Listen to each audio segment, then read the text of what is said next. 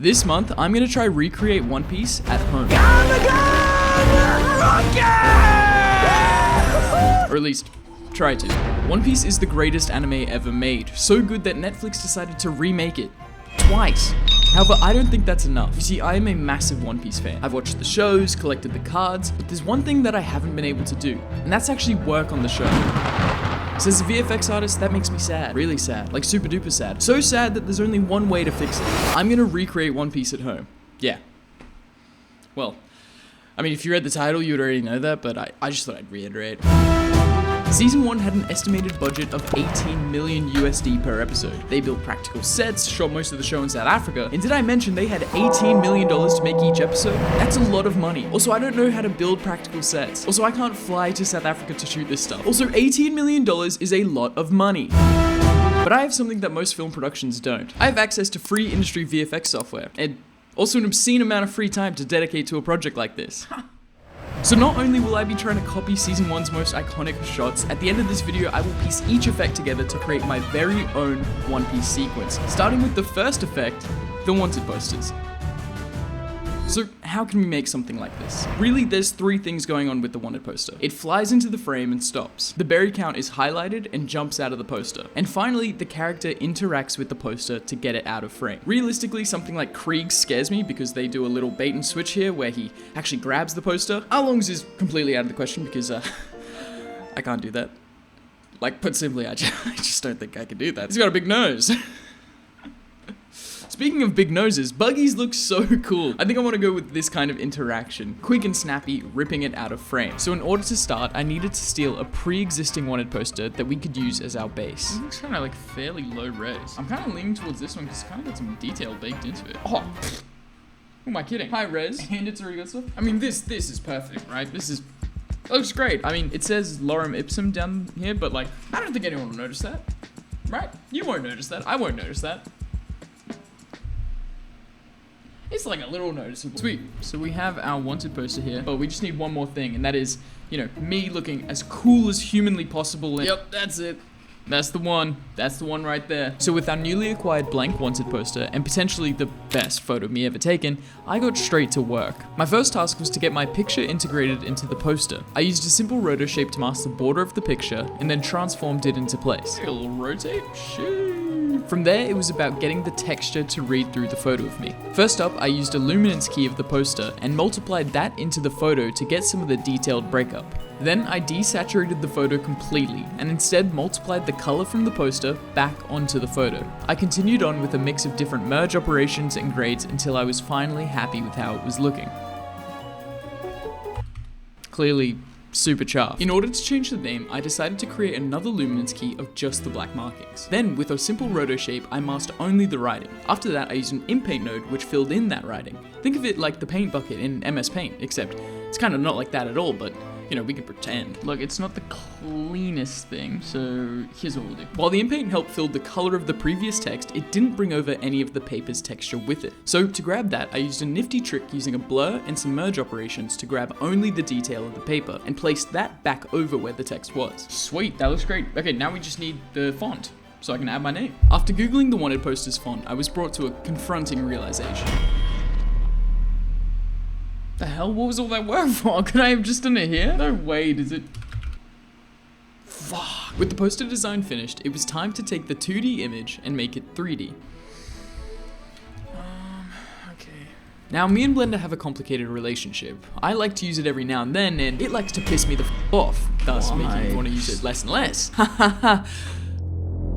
But today we're using it to make the poster. Wow, that's a lot of things. Okay, so it kind of works like as if it hits a wall or like a cube. So, it was at this moment I remembered that I actually don't know how to do that. So I turned to the goat, Inhubert. After following Inhubert's 1-minute tutorial, I felt like I actually had a grasp on how to simulate our poster. What happened? Getting the simulation to work was actually super simple. I added a cloth modifier, or a cloth simulation. I don't know, I hit the button that says cloth, and now the poster is a cloth simulation. And it works. Let's add wind. Wind. Fucking shitty wind. That's pretty cool. Now that I got the wind working as well, it was about finding the right balance of wind to get the poster to land and stick center frame. In that one simulation, I hit gold. You may not be able to see it, but I had the vision. It's the wrong shape. Wait! No way! That looks sick. And now I bet you're thinking, wow, you did it. And yeah, I did. And so I'm not entirely sure why I decided to keep re-simming it again and again and again. Nonetheless, our simulation was complete, so it was time to merge it with our footage. Well, that was easy. Let's call it a day. Why aren't we cutting? Fuck, we're gonna do a bunch of comp now. First up, the interaction. Lucky for us, I went with a super simple slap the poster out of frame, which meant that we could get away with an easy, well-timed 2D transform, and a buttload of motion blur, to get us a result that would look like this. Yeah. Cool, but average. When matching CG to footage, I like to start with the contrast. Then, once that's feeling alright, I move on to the color, then the black levels. And with those three areas corrected, suddenly our poster starts looking a lot more real. However, that still isn't enough. Now we need to try and match some of the camera's attributes. This includes the motion blur, the depth of field, and even the type of grain the camera has. I know it sounds pedantic, but it is the accumulation of all these small little steps that really help sell CGI. But actually, before I forget, we're missing an integral part when it comes to replicating the wanted posters. We're missing the fiery berry count. So to replicate this effect, I used some tricks we did earlier. I separated the text using a luminance key, used a simple transform to offset and straighten out the text, and a healthy serving of motion blur to make the jump look more seamless. From there, getting the fiery look was relatively simple. I changed the color of the text by using a flat constant and used noise to add some variations to the colors. Mix in a filthy amount of glow, and the effect really comes to life. Thus bringing the first of our three effects to a successful close, but unfortunately it was the easiest of the three. Now we seriously have to level up to be able to replicate the iconic Gum Gum Fruit powers. Luffy's stretchiness is hands down the most iconic effect from One Piece and deserves the most graceful and perfect recreation. Body parts meticulously sculpted in ZBrush, textures brought to life with Substance Painter, and of course bringing it all home with top of the line rigging and animation inside of Maya. However, unfortunately due to budget constraints and skill set, I will not be doing any of those things. So how can we approach such a high level effect with such a low level of resource? Well, we utilize what we have.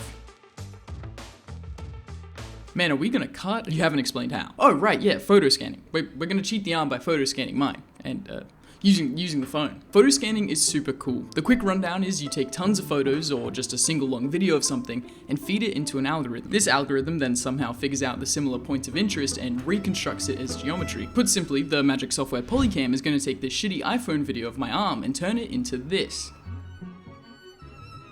Yeah boy, pretty sweet. Not only do we get a really accurate model of my arm, but we also get the textures for free too. The only downside is that the model looks like this, and the textures also look like this. But that's more of a later issue to try solve. For now, let's focus on getting my arm to stretch like Luffy's. Similarly to not choosing the difficult option when it came to modeling the arm, I thought it was best to not reinvent the wheel when it came to stretching my arm. Instead, it's better to steal someone else's wheel entirely, copy them almost exactly, and be able to have a beautifully stretchy wheel. I mean arm. That is a stretchy arm. Yeah, this saved me a dramatic amount of time. Okay, but it's like real stretchy. Can I like remove gravity? Like zero mass.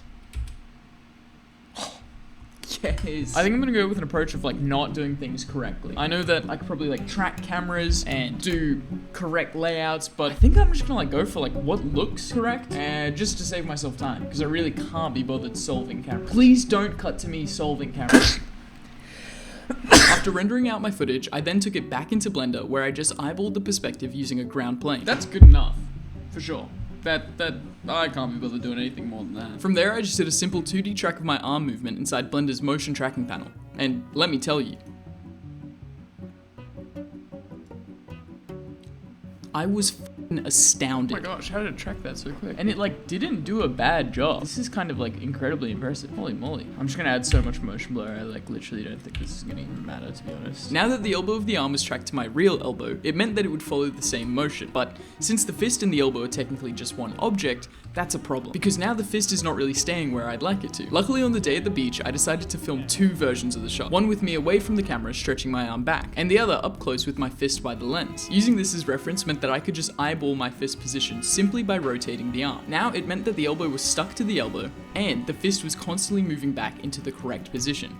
Yeah, pretty cool, right? With the animation complete, I moved straight onto lighting. At the beach, we grabbed some HDRIs using a 360 camera. You see, CGI doesn't have lighting by default, but the real world does. So we capture a 360-degree image of the lighting and use that to match reality. Because I'm lazy, I actually never processed them and instead just downloaded some free ones off the internet. Then mixing those with some generic sunlights, I was feeling pretty happy. Or now that I look back on it, maybe I wasn't. I kind of looked really sad. Maybe it was due to the texture of the arm looking so bad. So I thought I'd try change it. Oh fuck. So I decided not to try change it. Instead, I was gonna try fix it back in Nuke. Now here's where we really had to level up to get this looking like a Netflix VFX shot. The tutorial for making the arm stretchy was fantastic, but there's no tutorial on how to make this arm look less like this. So I decided the best way moving forward would be to use the footage of my fist from before, since it's up close with great detail. The only issue comes from getting it to stick to our CGI fist. I discovered that the UVs are catastrophically broken, and the model is so jagged that any chance of projecting the footage onto the model was gone, which made this even more difficult. Not impossible, just really, really painful. To start, I tracked and stabilized both the real fist from the footage and the CGI fist. This way we would have both hands frozen, or at least frozen enough. From there, I decided to bite the bullet and manually mask out my fist using a roto shape. This way we could have the best chance of realistically blending the two. With my fist masked, it was time to remove my arm in the footage, and I did this by grabbing different still frames of the sky and merging those back over the top of my arm, thus making my arm look invisible. Unfortunately, getting the two fists to blend together wasn't as seamless as I was hoping. Instead, I had to do a ton of manual transforming to get the positions to match. And to even further sell the effect, I warped different parts of the CGI hand to match the movements of my actual hand. Then, with a ton of small, little adjustments, it felt like I was finally making some progress. So this is one problem that I seem to do a lot, where I start off the project and I'm like, I'll just do like a little thing, see if it works. And then I continue and I continue and I continue. And then I have, to be fair, this is quite minimal, but I have a mess and I'm pretty sure I'm like not using majority of this. So I'm just gonna quick clean this up. That didn't work, so I'm just going to slowly clean this up, and then I'm going to really try to get this arm integrated as best as I can. So the first thing that I want to do is clean up this area of the arm. See how it disconnects? I think if I can just line that up a tiny bit closer, I can just really sell that that's my arm the whole time. And the easiest way I found of doing that was by using a warp, or a distortion. Elbow Cristiano Ronaldo. After warping the base of the CG arm into place, I noticed that there was a big black hole that we needed to fix too. The solution was to just paint it out frame by frame, since it was only a few frames. For those who don't know, the paint tool works a bit like the clone tool, or the stamp tool in Photoshop. How lazy can I do this? Surely like lazy, right? It's gonna be motion blurred. That's good enough. I think this is looking pretty sick, not gonna lie. I might just go through with some paint and fix up some broken edges. Yeah! Sorry guys. Had to get a little stim out the way. Alright, now that I have a pre-comp of this fist looking pretty sweet with some motion blur, what I want to add is a cool rack defocus, or maybe just a normal defocus, but here's the problem. I have a plate that has no depth pass, and I have CG that has a depth pass, but it's not for the entire plate. So what can we do? Well, I actually think the easiest way is going to be recreating a whole new depth pass. You may be wondering what this depth pass is. Essentially, it's a bunch of data that allows us to know where in space each pixel is. And in order to get that depth pass, we can use a pretty sweet machine learning tool mixed with a few tricks to make it more stable. I gotta fucking chill, man. The machine learning tool that I'm using to generate the depth pass is called Depth Anything, which works incredibly well and is as simple as plugging it in and calling it a day. And in this situation, that's really all I did. But if you need to be potentially more stable, Foundry put out a great tutorial on how to do just that. But for now, I was happy to take the easy win. And so just like that, our first Gum Gum pouch shot was complete. Or at least I thought it was, but you'll have to stick around till later to find out why it wasn't. Instead, let's move to the second and much more ridiculous looking Gum Gum shot that I have planned. So copying some of the steps from earlier, I used a photo scan of my entire body. And then with Blender's simple Rigify add-on, I was able to have a skeleton that would let me control each body part's position. Yeah, pretty fucking crazy. Okay, so in my head, I think I can just like grab it there, and then what if like literally in 10 frames, I was just like, right? Okay, what if maybe I gotta hit like more of a, yeah, what if I just,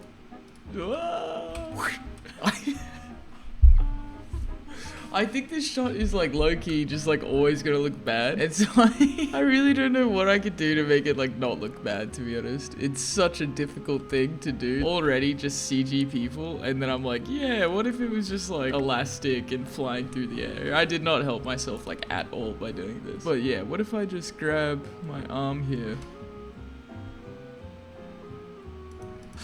What the fuck? What happened to the hand? The broken looking arm was actually not a major concern for me, since you couldn't see it in frame. And in Nuke, I treated it just the same as the previous CGI, matching the colors and the camera attribute.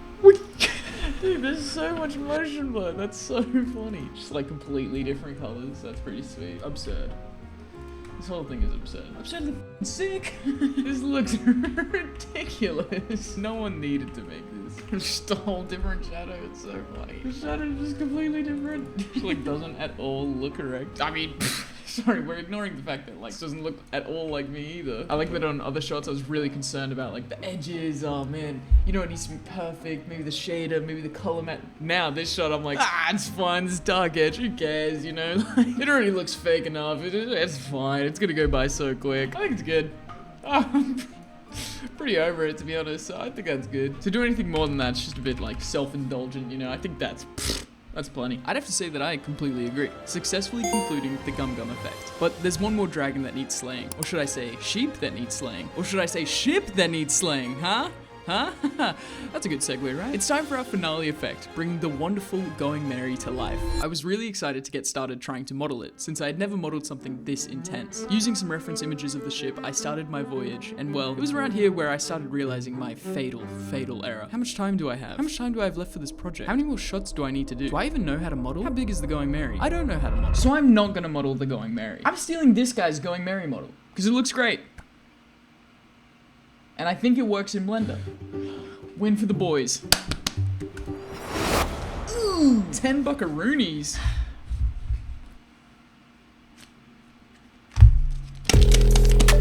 What's that sound? Oh, nah, no brokies here. Is this for you? I think someone's calling. I think someone's calling you.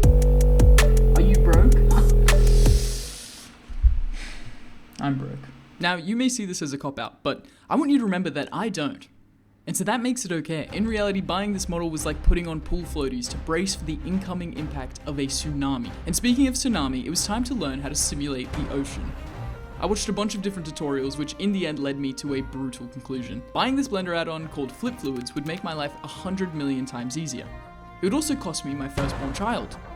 But that was a sacrifice I was willing to make, since the add-on came with pre-made water textures too. It's a pretty sweet deal if you ask me. Using Flip Fluids to create an ocean made me truly feel like a wizard. Maybe a dark wizard after what I had to do to get it, but a wizard nonetheless. Moving past Blender crashing, I set up the basic fluid simulation using the Going Merry as a collision object, which meant that it should interact with the water. Well, I'll be the first to say that does not look right. It's filling up with water. Yeah, boys, we capsizing for sure. We are definitely capsizing. I mean, it looks pretty friggin' epic. Looks pretty friggin' sweet. I made the executive decision that the boat filling up with water was not a big deal, since we wouldn't actually be able to tell. Instead, I moved on, focusing on getting our wake looking nicer. So I didn't really get the effect that I wanted, so I'm just gonna keep playing around with it, basically just running through the night. Baking, rebaking, resimming, rebaking, baking again. Maybe eat a cupcake along the way, then I'll bake again. Water sim, let's fucking go. I think I have something that I'm somewhat happy with. I say somewhat, mainly because it's like not a big feature of the shot. It's just kind of like that extra sauce. But the only problem is I'm trying to get extra sauce before I have a meal. What does that mean? It means I haven't done the actual shot, but now I have foam. How does that help me? It doesn't. That's the problem. So now, let's block out some cameras.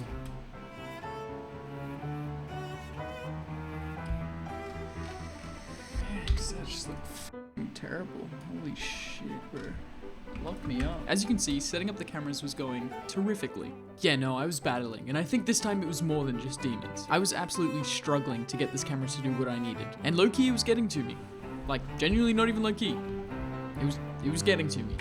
You ever just try to do something and you're like, man, I suck at this. Oh man, I am just like, I don't know why I'm struggling so much to get this look. I just want it to not be shit, you know? But I wasn't gonna let this stop me, mainly because this was the last effect. Had this been the first effect, I definitely would have quit. I've spent way too much time on this project to stop now. So after many failed attempts, I persevered, and I was finally able to get this. I know, right? Seriously, nothing life-changing, but boy did this take me ages. Nonetheless, it meant I could finally move on and start getting the ocean to look a bit more real. Unfortunately, it seemed like my bad luck with the camera animation followed along with me. Why? Blender just kept freezing up on me, and the later into the night it got, the more, distracted I seemed to get. But just like with the cameras, I persevered, and through each freeze, I was able to slowly inch forward, adding more detail to the ocean. Though for some reason the waves of my ocean kept glitching out, and it would become smooth again. No matter how many times I would hit undo, if I changed a single decimal, my entire ocean would flatten out. It took me way too long to solve, and was so frustrating to deal with, especially once I figured out the problem. It basically just like wasn't refreshing, and so this whole time I've been trying to solve why the displacement keeps breaking, and it was just like the view is not refreshing. I literally spent like an hour and a half trying to do this, and it was fine the whole time. It was a tough pill to swallow knowing I had just been baited by my own viewer for an hour, but in the end we made it through, and the ocean was actually looking pretty sick, despite the painful journey. And you know what? Just because it was hard today, doesn't mean it'll be hard tomorrow. Tomorrow is a new day. Is there like a limit of caffeine that you can drink that kills you? Not like 400 milligrams a day. I mean like in your lifetime, if you reach 9,000 coffees, will you die? Because I think I'm there, and I feel like I'm dying. Nah, I'm just playing. I'm joking. Yeah, like sick. This looks fucking sweet. I'm gonna hit save real quick, and then I just want to do a small test. The smallest test you could think of. I wanted to try cheat out having to create any more water simulations, and I think simply duplicating my current one could actually work. Wait a second, is this gonna fucking blow up my computer? Because it's cached, right? One minor thing. There are holes in the boat! Semantics, really. I had a solution for those holes back in Nuke. This does make me think of one thing though. I changed a little function here, and so I'm wondering if I was to just a little experiment.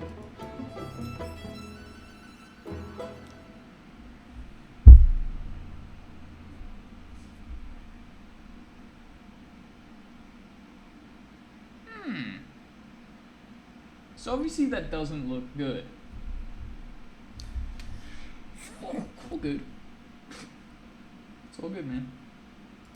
It's all good, shawty. Feeling refreshed and happy with how much fun I was having in Blender, I decided to move on to simulating the ship's sails. And this gave Blender the perfect opportunity to once again rage bait me. Oh, you're playing a dangerous game, Blender. You're pissing me the fuck off.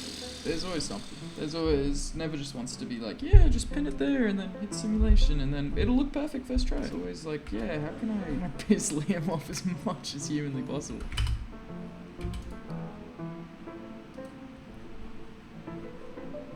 Why does it teleport to the ground, bro? This, just please, just work normally. Why must you be so painful to deal with? Why are you doing this to me? You know?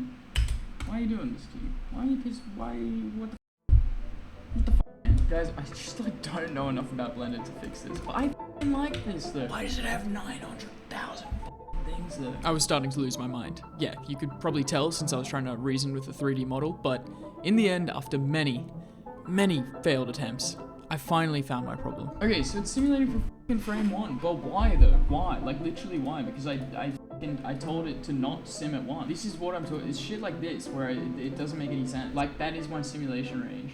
Why is it simulating at 1? You know, riddle me that one. Ah!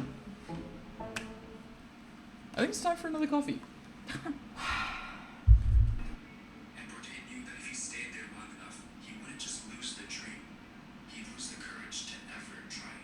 Oh, wow, would you look at that, mother... That's good. No, that's actually good. We wanted that. Frick! Oh! I literally get so frustrated at this software. With the sail simulation finally underway, I started to gain some momentum and stopped whining like a child. I reckon we're at a total of like 4% right now. You guys are about to witness 12% brain capacity activating. And let me tell you, that 12% was being powered by 14 shots of coffee. So I began to make some really quick progress. And with both sails simulated, the ocean complete, and the camera set up, it meant that our Blender adventure was coming to an end, and the final stretch to finish this last effect was waiting for us inside of Nuke. The first shot up was this nice close-up of the Going Merry, essentially a fully CGI shot, but the main task is to get the sky in the background, which was super easy. Next up, I matched the color of the ship to the sky to help it fit in with the rest of the sequence, then just layered a bunch of things like light wrap and camera shake to help sell the look, completing the first of 4 Going Merry shots. Next up is another almost fully CGI shot, but it is the biggest and baddest of them all. A few key things that we need to do in comp include fixing the 2 holes in the water, adding a sky, and retiming the whole shot to help it feel more impactful. Retiming was relatively easy. I used a node called OFlow, and then with a few keyframes I was able to speed up the beginning, slow down the middle, and then speed up the end again. From there I moved on to the giant holes in the background. In order to hide those, I used a patch method where I masked out another area of the water and placed that over the top. With some manual keyframing for position, it was doing a pretty good job at hiding those holes. But then something went wrong, like really wrong. What is it, you may be wondering? Well, I actually don't know. For some reason the recording of this shot disappeared after this, but I can assure you I did nothing new. I got the sky in there, matched the colors, which brought us to this. 2 down, 2 more to go. But wait, remember earlier when I said our gum shot wasn't finished? Well, here's why. We gotta add a boat to this shot. I never realized. I showed my friend. First thing he said was, "Sweet, when are you adding the boat to this shot?" And I was like, what the hell are you talking about? But it does realistically make sense that there should be a boat. So I'm gonna do the lazy thing, and I've decided I've rendered out 1 image, and I'm just gonna put that image in there. The fist is the hero. No one's looking at the image in the bag, you know what I'm saying? Alright guys, I've noticed an issue. The shot goes like this, and our boat goes like this. Perspectives are incorrect. They have different vanishing points. Vanishing point is something that you should Google. I mean, I don't know, guys. I know what it means. I don't know the actual definition. Just know that if I was to draw some lines on the floor, they would go like this, and if I drew some lines on the boat, they would go like that. We want them to both go the same way. Actually, low-key, I might be fucking wrong. Can't be right. So I stuck with the laziest method possible and didn't re-render it. Instead, I did a simple color match and defocus to integrate it into our footage and then called it a day, giving us the chance to move on to the 3rd and 2nd final shot of the whole sequence. Oh my gosh, why was that so aggressive? Jeepers creepers. Alright, so what I'm doing right now is essentially like inversing the transform of what... I'm just making it up. I just want to sound smart. I'm inversing the matrix of the transform. Basically, since I've already animated the boat, it's going forward, its sails are moving. I'm just gonna put the camera in a position that would rotate the boat without having to actually rotate the boat. So if I make the camera this angle, but then pretend it's straight, therefore the boat will be that angle. Does that make sense? Look. Cup, camera, rotate this one, but I treat it like it's forward, so then they rotate back. Wow. Does that make sense? I think I made it more confusing. Here's an idea. Watch and learn.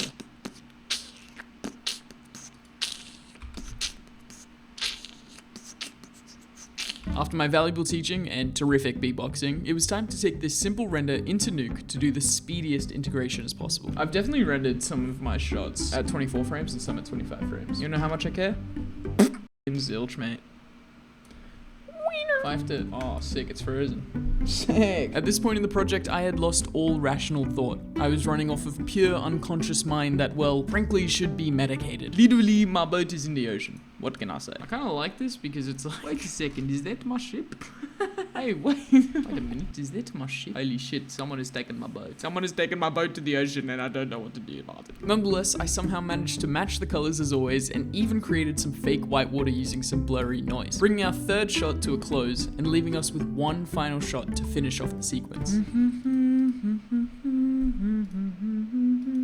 The final shot was quite symbolic to me and gave me a chance to reflect on the entire project as a whole, mainly because I somehow didn't record any audio of what I was saying, so I'm now forced to reflect. This project was so much fun to do. To have the opportunity to go on a journey with you guys and see how much we could create just at home with no fancy equipment has been really amazing. The freedom to cut corners and not worry if the final product is perfect, to be able to make the silliest and goofiest looking shots I could think of, and to have finally worked on something One Piece related has been really special. So I just want to say thank you guys so much for watching. Without further ado, I recreated One Piece at home, and here it is. Wait a second. Is that my ship? Oh man, not again! Since every time I know the anchor, is it up, is it down? Gum gum!